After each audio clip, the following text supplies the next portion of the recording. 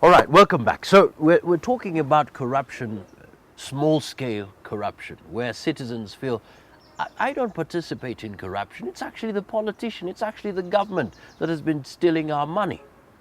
But today we're looking at that corruption that really happens between you and I. Now, Mr. B, told us about his experience in Nigeria. He goes there, no information whatsoever about the departure, in fact, arrival of the plane. And 10 minutes to departure of that plane, they're told, if you don't have $5, forget it. No boarding any plane. So everybody else, the Asians, the Europeans, everyone is paying their $5. It gets to Mr. B. Mr. B says, you know what? I'm not giving anybody $5 to board a plane. And hey, he faces the consequences. He's left behind. But what does he do? He decides to take it up with the management. He goes to the big man at the airport. Let's find out what really happened. So, Mr. B, so now you're there. You tell the man, Yeah, this is corruption. yeah. And I spoke calmly and with a lot of authority that, remember, these people you are punishing have brought business to your airline. And one of the things I predicted, if this goes on, you find your airline has collapsed. By the way, you have not seen in our airport that this is arrival of Nigerian airline. It collapsed. So you can see consequences of corruption are far-reaching, and they eat even those people who are practicing. We think it is just eating the one who is paying. It is eating the one practicing it more. And so anyway, the guy, I think because when he saw the card, Editor-in-chief. yeah, he was now very careful. So he said, yes, we wronged you. We did what was not the right thing. So he called somebody and said, now what you did to this man cannot be defended. And so you go look for the best hotel, book him, let him have full bond so that he can eat, and go personally to pick him when the same flight is coming the following day. That's what happened. But, I expected first somebody would have been fired. Maybe it happened, but I expected somebody to be very furious because I explained the person who was there, what he did. I hope he followed, but I don't think he did. This guy who was receiving money, my guess is that he must be giving other people. There is a chain. There is a chain. And every person in that chain receives something.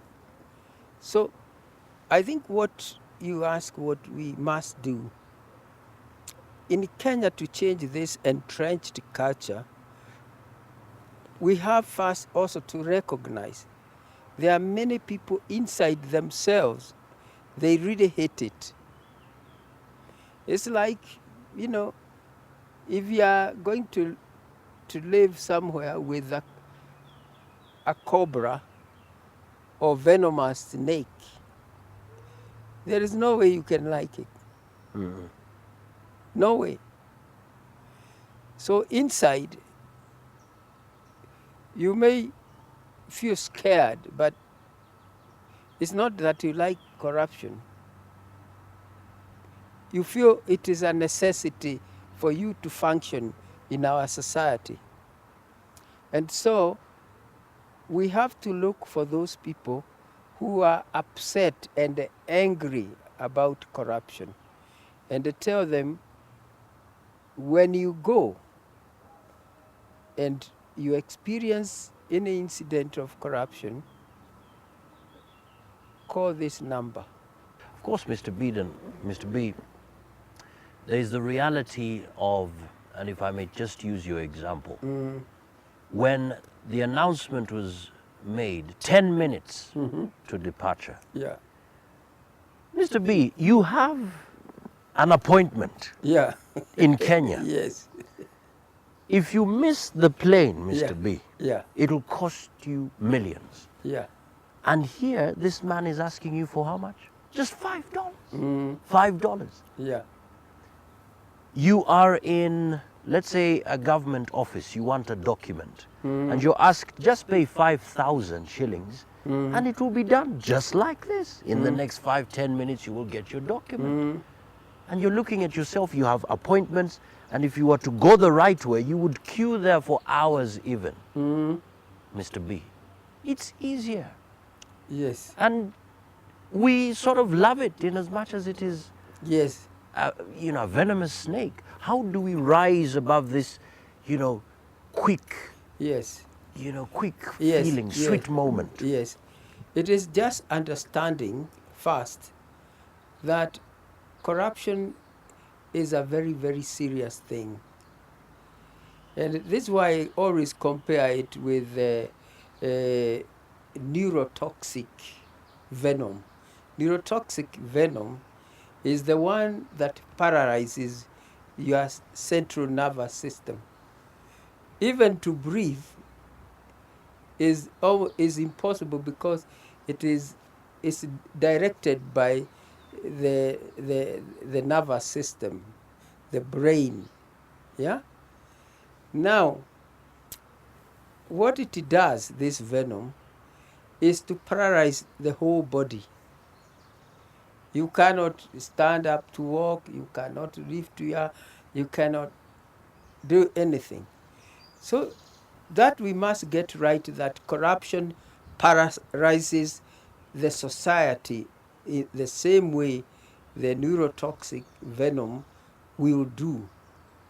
Okay? That is a very drastic step when I describe about venom. But when we say corruption, you don't feel the same impact. Yeah? Corruption makes things, for instance, chaotic, ungovernable.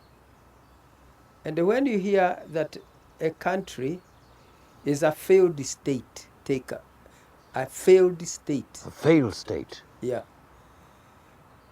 The inner core of that state was eaten by corruption. Liberia is a case. The old Liberia of Taylor. Charles Taylor. Yeah. And it got to a point where it became chaotic because the soldier is selling bullets, they are leasing guns, the doctors are selling the medicine. Things become unnecessarily expensive because of corruption. This is why even you find, say, sugar. I don't know why people complain when the government decides, let's get sugar from Uganda, because it's cheaper. If they want the sugar from Kenya to compete, we must eliminate corruption. Because from fertilizer, when it was bought, it was inflated. There are people who ate. From the tractors that are working there, Another percentage. The machinery of the factory, another percentage. The vehicles that distribute sugar, another cut. So how can that sugar be affordable? The issue of this rogue doctor, Dr. Mugo Wawairemo, who is not necessarily a doctor, Yeah. opened a clinic, Yeah. and started taking advantage of women there Yeah. with free offers, Yes. only to sedate them Yeah. and sexually abuse them. Yeah. And you know, that brings me to the aspect where things have become so expensive for the poor. Yeah. And so another aspect born out of corruption comes in, Yeah. offering free goodies. Yeah. And because the poor cannot afford Yeah. the ultimate, they Yeah. take that route Yeah. only to be abused. First, I'm happy he's not son of Wanjiru because I'm Bid and Boog was son of Wanjiru. But on a now serious note, Yeah. you know how we have felt very bad. That's how we should feel bad about all other forms of corruption. Let's take that incident of that rogue doctor. The way we have felt so deeply It's affected, that's how we should about about corruption. corruption. Because this guy is the corruption which has been growing. Yeah? You know, like now if you have a very small baby snake, remember every day it is growing. It is growing and it's still a snake. And it's still a snake. So the one of this son of Wairimo, it has grown another level.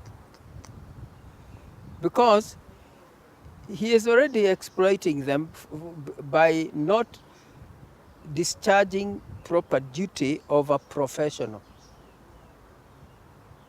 Yeah? So that is already bad enough.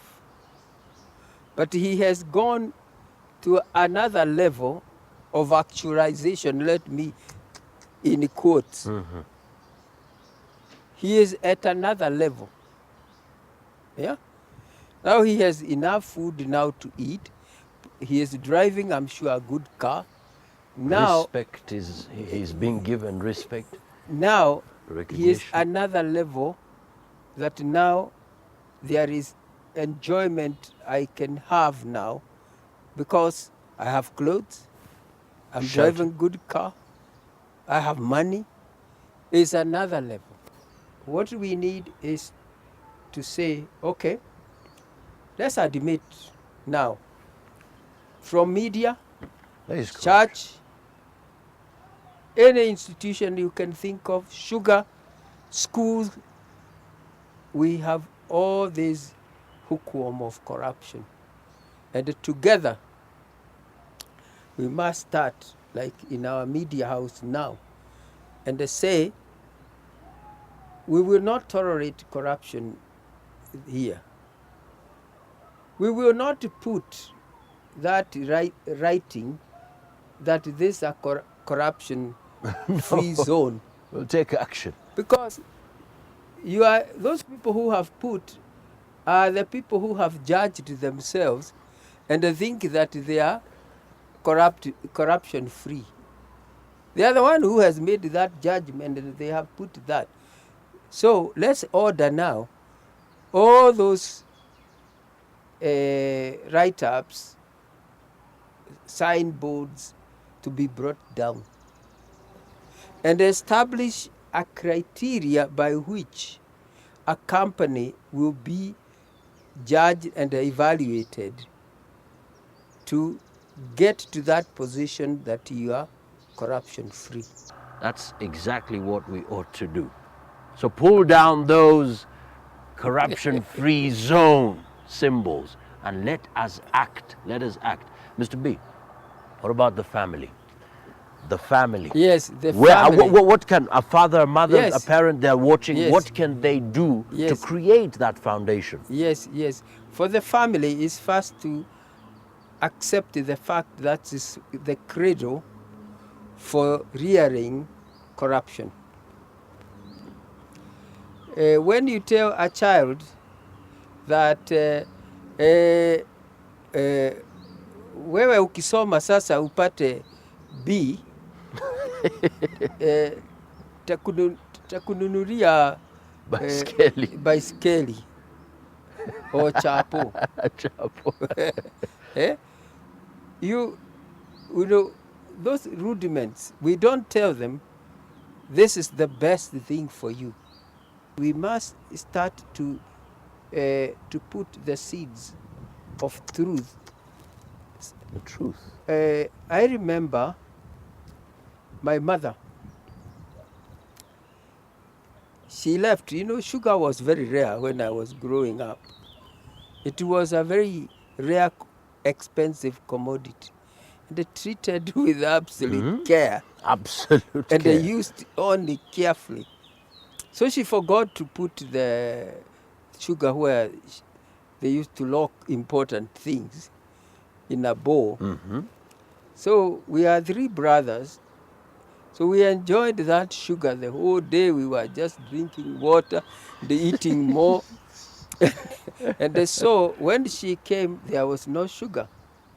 And the first thing, she wanted a cup of tea. And she asked, after she had put majani, chai, na nini, sukari iko wapi? Huh?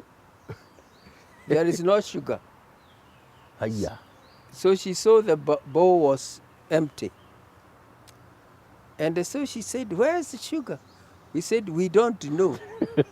We don't know. So she came. I think my 2 other brothers, either they were smarter or I don't know what happened. So she looked at us, then she saw those little crystals of sugar, and she put a bit of saliva, and I got one beaten taste. Oh. Yo. Then she put another one and another one.